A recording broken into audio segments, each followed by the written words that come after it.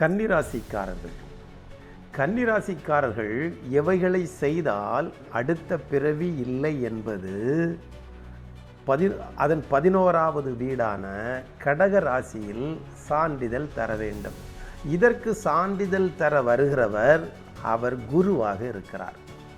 இப்போது இந்த ராசியில் 7 பாதாள உலகங்கள் இருக்கிறது.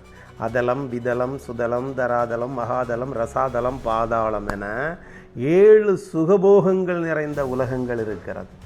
இந்த உலகம் பூமியின் கீழ்நிலையில் இருக்கிறது.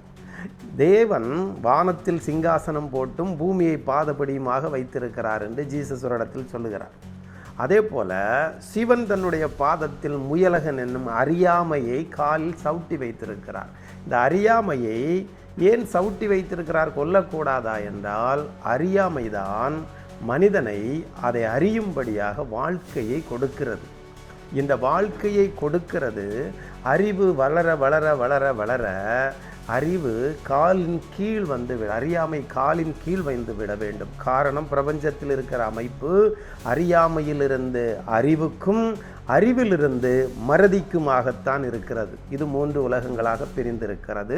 இதில் இவர்கள் 7 உலகங்களும் ஏறி இந்த கடகராசியில் வைக்கப்பட்ட அத்தனை வேதங்கள், பூமி வெறுமையாக இருந்தது, மரம் செடி கொடிகள் வரை இல்லை.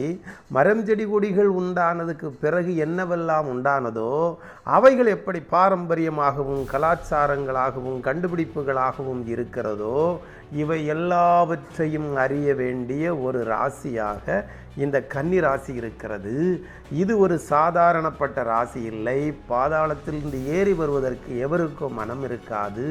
இந்த வேலையை இறைவனே செய்ய வேண்டும் என்றும் ஒரு விதி இருக்கிறது. ஆனால் இவைகளை தருபவர் குருவாக இருக்கிறார். அந்த பரிகாரம் என்ன பரிகாரம் என்றால், அவர் மனிதர்களுக்கு ஞானத்தை கொடுத்தார்.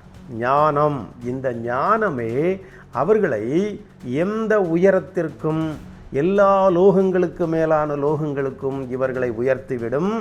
இந்த ஞானம் தெய்வம் தந்ததாக இருக்கிறது. இது இல்லாதவர்கள் வெளியேறுவது அரிதான விஷயமாக இருக்கிறது.